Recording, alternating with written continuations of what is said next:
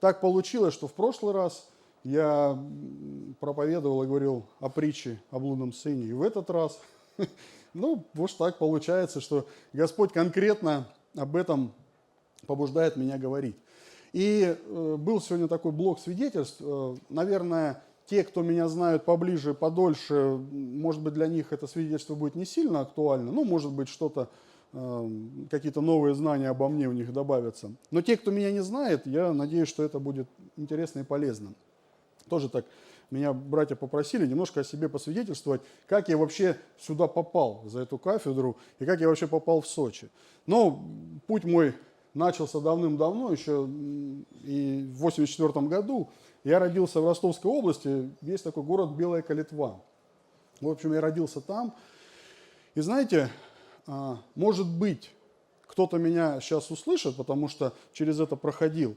Я помню, что мне было 13 лет или 12, ну, суть не в этом, знаете, переходный возраст, подростковый такой. И я от своей бабушки услышал такие слова. Она говорит: говорила я Лариске, сделай аборт. Она меня, дура, не послушала. И знаете, насколько это больно мне было слышать?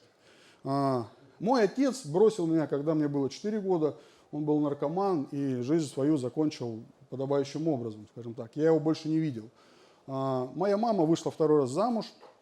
Я сегодня звал моего младшего брата, он живет в Москве, но, к сожалению, он сегодня не смог быть здесь. Моя мама вышла второй раз замуж, то есть у меня появился отчим, которому тоже оказался не нужен. Они страдали алкоголизмом, меня воспитывала бабушка, о которой я думал, что ну вот тот человек, который меня любит и которому я нужен, и для которого я ценен. И представьте, я слышу от нее такие слова. И вот в этот момент я понимаю, что в принципе нет никого на этой земле, которому хоть как-то бы я был интересен. И знаете, есть даже поговорка такая: с волками жить, по волчьи выть. И я такой подумал, ну так а что я теряю? Буду я так жить. А я занимался рукопашным боем, занимался дзюдо, занимался кикбоксингом, ездил на соревнования. То есть, и в общем, с того момента я стал очень злым человеком.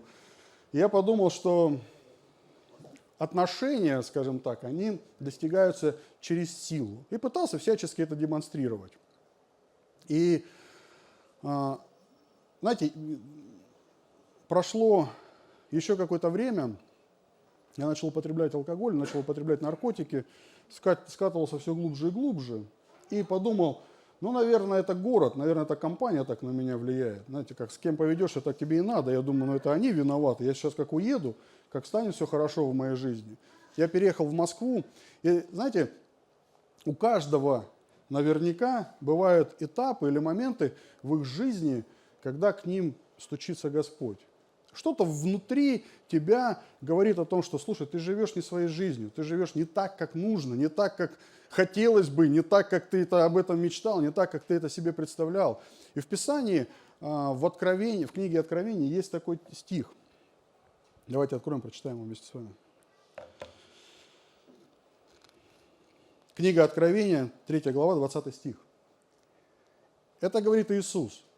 И Он говорит: «Се стою и стучу, стою у двери и стучу. И если кто услышит голос мой, отворит дверь, войду к нему и буду вечерить с ним, и он со мною».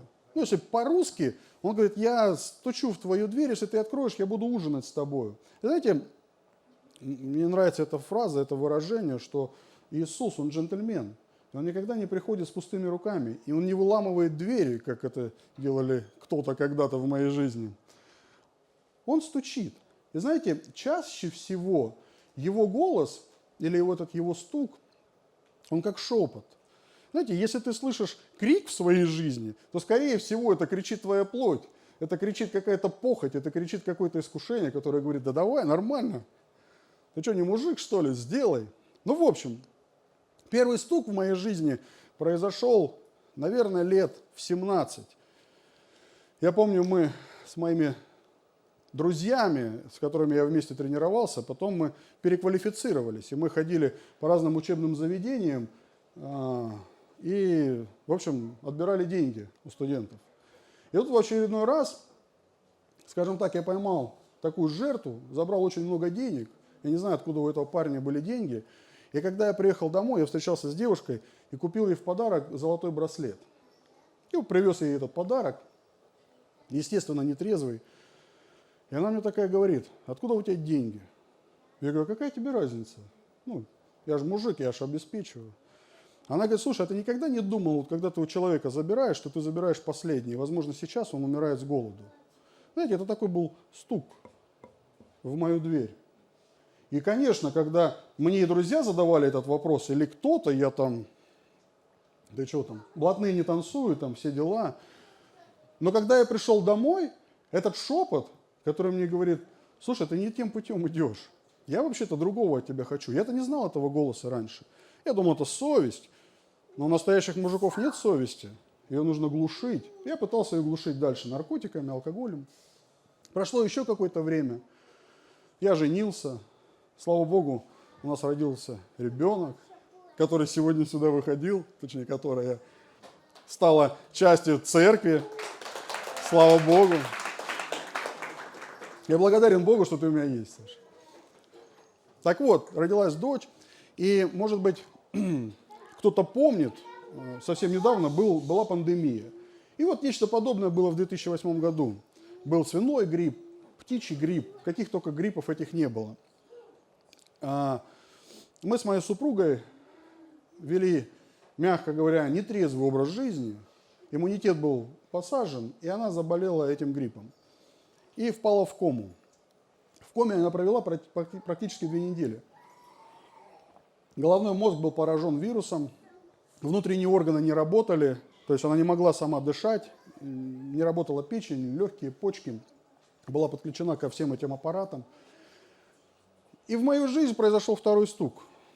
Я приехал в больницу, а я такой приехал, все же решается за счет денег, правильно, да, в этом мире. И я приехал в больницу такой к врачу, думаю: сколько тебе надо? Он говорит: друг, ты неадекватный, что ли? Бесплатная медицина у нас в России вообще-то. Все, что мы могли, мы сделали. Это новое заболевание, мы не знаем, как с ним бороться. Вот все, что мы можем, мы сделали. И сделали это бесплатно, никакие деньги не помогут. И я ему говорю: а что мне делать? Он говорит: иди молись. Представляете, от врача это услышать? Я уехал, в общем, мне нужно было выходить на работу, я отвез дочь в деревню к бабушке, и сам, у меня там был лесок с детства, куда я прятался с сигаретами от бабушки. Я ушел в этот лесок, теперь он переквалифицирован, молитвенный лес. Я ушел в этот лес и начал молиться. Но это сейчас я имею представление, как мне Господу-то помолиться, я знаю его голос, я могу с ним иметь отношения. А тогда, и знаете, может быть, кто-то застал это время, 90-е годы, когда Советский Союз прекратил существовать, началась демократическая Россия, и огромное количество проповедников и евангелистов приехали в нашу страну. И по телевидению показывали «Суперкнига», был такой мультфильм. И всегда, наверное, чтобы детей с их родителями к экранам привлечь, всегда перед этим мультфильмом шло богослужение. И я помню одно из этих служений, представьте, мне там 7-8 лет, и я так запомнил это, наверное, Господь стучал. Я так запомнил, хор сзади стоит, такие большие дородные женщины, негритянки. И вот они там пританцовывают, аллилуйя, аллилуйя поют. Я так танцевал, мне так это нравилось. И, в общем, вышел проповедник и говорит, я не помню, в чем вообще суть этой проповеди, но я запомнил несколько предложений. Он говорит: запомни, Бог любящий и заботливый Отец. Если когда-то настанет момент в твоей жизни, что тебе нужна будет помощь, обратись к Нему, и Он тебе поможет. И я вот ушел в этот лес, и я говорю: Господи, если это правда, и если ты есть, помоги моей жене, исцели ее. Я не знаю, откуда вообще в мою голову это пришло. Никогда об исцелении ни от кого не слышал. И я ему сказал, я говорю: если ты ее исцелишь, я сделаю для тебя все, что ты меня попросишь. Представьте, прошло 2 дня, моя жена пришла в себя. Врачи сказали, что даже если она выживет, что маловероятно, они давали 85%, что она не умрет. Но даже если она выживет, она будет, так как головной мозг поражен, будут эпилептические удары, плохая речь, заторможенность и так далее. И максимум 1,5-2 года она проживет вот в таком состоянии, и все. И вот прошло несколько дней, она приходит в себя, ее выписывают через неделю из больницы. она весит 43 килограмма, лысая, потому что была вся в пролежнях, пролежнями была поражена нога, она не могла ходить. И вот в таком состоянии, ну, знаете, вроде бы чудо, ну и чудо, и это ничему меня не особо научило. Дальше больше, она чуть-чуть очухалась, пришла в себя, опять употребление, тюрьма. И, в общем, настает момент, когда моя супруга уезжает в реабилитационный центр. Это был третий стук в мою жизнь. Мне как-то настолько мерзко стало жить тем, что я думаю, ну она спасается, она выздоравливает, она молодец, а я-то негодяй, я страдания приношу своей семье. Я решил прекратить свое бренное существование. Нашел паренька, с которым вместе работал. Он был одиноким, холостяком. Я думаю, ну не буду я это делать дома. Зачем травмировать родителей, ребенка? Поеду к нему. Приехал к нему, напоил его, уложил в баньки, сам набрал в ванну горячей воды, взял нож, ну и пошел, хотел вскрыть себе вены. Если, знаете, наверное, у всех холостяков тупые ножи. Всегда. Меня это спасло тогда. Я взял этот нож, попытался им порезать себе руки, но у меня ничего не вышло. Я лежу в этой ванной, и мне настолько страшно и одиноко стало. Просто я и доделать не могу, и вылезти, как бы, мужская честь не позволяет. Ну как это, я же сказал уже. И я лежу такой, говорю, Господи, зачем ты меня таким создал? На него ответственность переложил, как будто бы это его желание было. Я говорю, Господи, зачем ты меня создал? Я даже с собой покончить не могу. Либо убей меня, либо измени. Знаете, это, наверное, таким днем моего покаяния стало. С того дня я не выпил ни капли спиртного, не употреблял наркотики. Я приехал домой, восстановился на работе, начал общаться со своей женой, ну, чуть попозже. И, в общем, происходит такая ситуация, это как раз февраль, 23 февраля, я пошел с друзьями в ночной клуб, ну, естественно, где же еще отдыхать, да? Пошел в ночной клуб, и мы в 5 утра оттуда выходим, они все просто, как принято говорить, в мясо, все пьяные, все под препаратами. И я один среди них, и я такой говорю, Господи, ну я вообще не этого искал, а можно как-то иначе. И представьте, буквально через 2 дня звонит мне руководитель центра, в котором была моя супруга, и говорит, слушай, я вот в Москве, она была в Санкт-Петербурге, я в Москве так вот случайно мимо тут проезжал, может быть, встретимся, кофе попьем? Я говорю, давай. Этот кофе закончился в церкви. Я помню, когда я сидел на заднем ряду, прошло богослужение, и опять же, я не помню, о чем была проповедь, но суть не в этом. Первое, что меня удивило и поразило в церкви, я-то ехал в церковь, куда? Я же представлял себе храм, купола, приезжаю, парень, его зовут Бомбей, он афроамериканец. И вот этот Бомбей чернокожий сидит на барабанах, па-ба-бам-бам, улыбается такой белозубой улыбкой. Я зашел такой, думаю, вообще, что происходит? Тем более, это было здание детского садика. И меня это поразило. И, в общем, я сидел на заднем ряду, и знаете, у меня внутри было состояние, вот как будто бы долго-долго тебя не было дома, и ты, наконец, вернулся. Я почувствовал такую теплоту, вот, ну, не знаю, принятие. Вот, в общем, я почувствовал себя дома. И с того момента я из церкви никуда не уходил. И знаете, и я помню этот момент, там я познакомился с ребятами, я жил в Алтуфьево тогда, а на домашку ездил в Люберцы. Я вот сегодня приехал, вот читаю домашку, думаю, у вас сделано все, чтобы вам было комфортно. Я ездил в Люберцы. Это выходило 1:40, по-моему, если не ошибаюсь, в одну сторону. И также обратно. Но я настолько в этом нуждался, я настолько этого хотел, я понимал, ну вот это мой шанс, и им нужно воспользоваться, иначе я никогда отсюда не выберусь, из того состояния. Давайте еще с вами прочитаем одно место, как я и обещал. Евангелие от Луки, 15 глава, с 11 стиха. Иисус разговаривает с фарисеями или с учениками и приводит им пример. И еще сказал, у некоторого человека было 2 сына. И сказал младший из них отцу, отче, дай мне следующую мне часть имения. И отец разделил им имение. По прошествии немногих дней младший сын, собрав все, пошел в дальнюю сторону и там расточил имение свое, живя распутно. Когда же он прожил все, настал великий голод в той стране, и он начал нуждаться. И пошел, пристал к одному из жителей страны той, а тот послал его на поля свои пасти свиней. И он рад был наполнить чрево свое рожками, которые ели свиньи, но никто не давал ему. Придя же в себя, сказал: сколько наемников у отца моего избыточствует хлебом, а я умираю от голода. Встану, пойду к отцу моему и скажу ему: отче, я согрешил против неба и пред тобою. И уже недостоин называться сыном твоим, прими меня в число наемников твоих. Встал и пошел к отцу своему, и когда он был еще далеко, увидел его отец его и сжалился, и, побежав, пал ему на шею и целовал его. Сын же сказал ему: отче, я согрешил против неба и пред тобою, и уже недостоин называться сыном твоим. А отец сказал рабам своим: принесите лучшую одежду и оденьте его, и дайте перстень на руку его, и обувь на ноги его. И приведите откормленного теленка, и заколите, и станем есть и веселиться. Ибо этот сын мой был мертв и ожил, пропадал и нашелся, и начали веселиться. Аминь. Представьте ситуацию, я вкратце, чтобы не тратить много времени.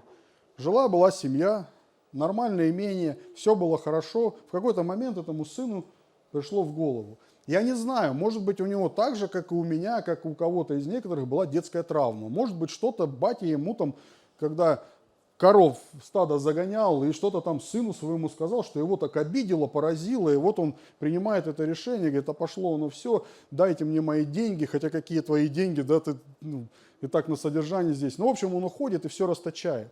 И знаете, я к чему? К тому, что нечто подобное произвел я в своей жизни. Может быть, кто-то увидит себя в этом. Я точно так же отвернулся от своих родных, от своих близких, пошел и пытался свою жизнь выстраивать как-то сам. Я что сам все умею, все знаю, все могу.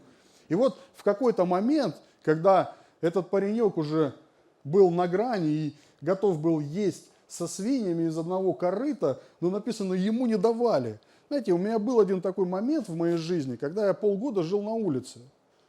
Я не думал, что я когда-то это скажу, но слава Богу, что была тюрьма, и меня туда посадили, меня это спасло от голодной, холодной смерти на улице. И я бы в тот момент мечтал о тарелке супа, которую могла мне налить мама, но мне ее никто не давал. И знаете, я когда пришел в церковь, когда вот это пережил, я пережил вот нечто подобное, о чем здесь описывается. Знаете, когда мы из дома уходим, потом нагулявшись, ну я ж, как пример, да, аллегории, и нагулявшись, и нам стыдно вернуться. Стыдно посмотреть в глаза родителям, пастору, наставнику, жене, мужу, другу, брату, сестре. И вот он переступает через этот момент, и это покаяние. И когда он приходит, представьте, отец ни слова ему вообще не сказал. Я не знаю, скорее всего, у них потом были диалоги, но одно дело, ну я же тебе говорил, а другое дело, он его обнял, целовал, надел на него накидку, надел перстень, обул его. И знаете, для меня вот эта накидка или мантия, да, пальто, можно как угодно сказать, это некая теплота, некое принятие. И я нигде такой любви, такого принятия, такой заботы, такого отношения, как в церкви, нигде никогда не видел. Ни одно сообщество, ни одни людские отношения не способны этого дать, то, что делает Бог.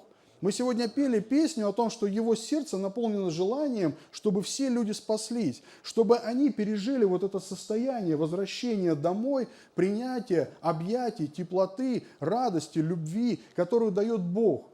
И самое интересное, что Отец, Он не вспоминая ему старое, Писание говорит, что Бог не вспоминает наши грехи, Он их берет как рюкзак, закидывает за спину, и все, и о них больше не помнит. Мы о них можем помнить. Ай, ты знаешь, что я вчера сделал? Ну, знаете, я помню, когда только-только начинал служить, приходили люди, исповедовались. Чаще всего людей от исповеди останавливает стеснение, боязнь того, а как же я об этом расскажу? И я с одним человеком, я говорю, неужели ты думаешь, что ты настолько эксклюзивный, что никто никогда в жизни не совершил того, что совершил ты? Я это слышал неоднократно. Возможно, даже и я в этом когда-то где-то участвовал, и самому приходилось за это каяться. Вопрос же не в том, что мы делаем. Вопрос в том, что Бог нас за это не судит. Писание говорит, что Он так возлюбил этот мир, что отдал Сына Своего Единородного. У меня дома висит картинка, она для меня актуальна. Там написано, у Бога был единственный Сын, и Он сделал Его миссионером.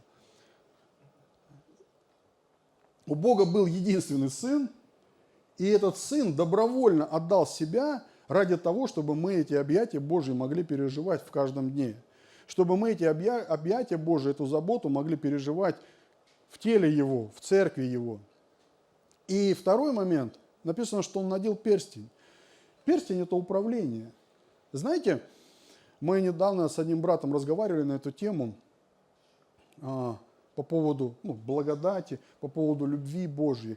Я говорю, знаешь, для меня Бог свою любовь, когда изливает на меня, Он делает меня способным бороться и проходить те искушения, те испытания, те трудности, которые встречаются на моем пути.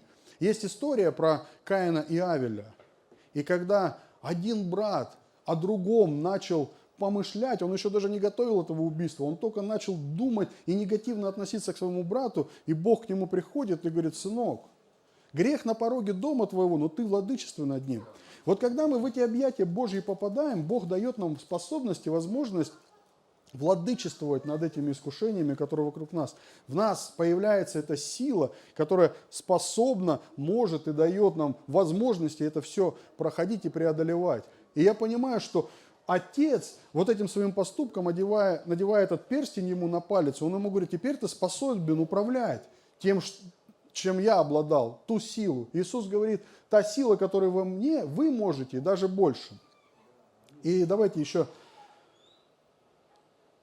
одно место прочитаю. Апостол Павел в послании к римлянам пишет, если, 10 глава, 9 стих, «Если устами твоими будешь исповедовать Иисуса Господом и сердцем твоим веровать, что Бог воскресил Его из мертвых, то спасешься». Аминь. Знаете, я так даже на три разделил, что такое спасение. Мы часто можем не понимать, от чего спасать, что же такое спасение. Я, знаете, для себя такое, спасение, оно состоит из трех вещей. Первое – это покаяние. Это не то, чтобы в Богу необходимо, чтобы ты перечислил все то, что ты совершил. Нет, это как раз-таки то, что производит вот этот сын, который приходит, он говорит, отче, я согрешил против тебя и неба. Раньше я пытался свою жизнь устраивать сам, но я понимаю, что без тебя, без твоей мудрости, без твоей любви и заботы я не смогу этого сделать. Руководи моей жизнью ты. Я часто этот пример привожу. Эта сестра уже на небесах, но память о ней живет. Я помню, когда она приняла водное крещение, и мы вышли с ней, и идем по улице, она счастливая такая, ух ты, я, говорит, поняла, я же теперь Божья дочь. Я говорю, да, теперь он будет делать все, что я захочу. Я говорю, нет, ты неправильно поняла, теперь ты будешь делать то, что он захочет.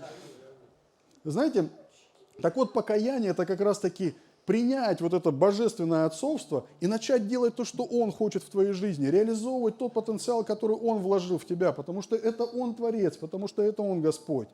Второе – поверить. Поверить в то, что Иисус все наказание, всю вот эту слабость, всю эту боль за твой грех, все это было забрато на крест. И наказание за грех, оно там, не на тебе, не на мне, оно на Нем. И Он это сделал добровольно, не потому, что его кто-то заставил. Тебе не нужно жить в этом осуждении, тебе не нужно жить в этой боли, тебе не нужно жить в этих травмах. Тебе нужно просто поверить, что Иисус способен это все изменить. И третье – исповедовать, провозгласить своими устами. Знаете, когда мы провозглашаем что-то в свою жизнь, вот мы сегодня пели про орлов, да, и Дима говорит, исповедуй это своими устами. Ну, я же в этот момент не расправил крылья. Да, не расправил. Знаете, это как в некотором смысле, вот дочь у меня юрист, в некотором смысле это дает юридическую силу, когда я говорю, делай это, и он начинает это делать. Когда не он меня заставляет, я уже сказал, он стучит тихонечко в двери, он не выламывает ее ногой. Так вот, возможно, я сегодня стук для кого-то, как когда-то люди были стуком для меня. И знаете, как Иоанн говорит, я глас вопиющего в пустыне. Приготовьте стези Господу. И он пришел перед Иисусом для того, чтобы проповедовать о нем. Вот точно так же и я сегодня. Знаете, возможно, ты никогда не молился к Богу и не призывал Его в свою жизнь, не исповедовал Его своим Господом и Спасителем. Сегодня тот самый день, чтобы эту теплоту, чтобы эту любовь, чтобы эту заботу, чтобы эту силу получить от Него, чтобы стать Его сыном, чтобы стать Его дочерью, чтобы быть в Его объятиях, чтобы получить эту мантию, чтобы получить этот перстень, чтобы с Ним вместе руководить своей жизнью, не жить под игом греха, не жить в этой боли, не жить в этих страданиях, но изменить свою жизнь. И если даже ты это делал, знаете, я думаю, что каждому из нас периодически необходимо в это возвращаться, потому что есть сферы нашей жизни, в которых мы не допускаем Бога почему-то. Мы сомневаемся в том, что Бог может это исправить. Не, ну с этим да, с этим да, с этим да, а вот с этим я как-то не уверен. А точно ли не надо? А может быть, я сам попробую?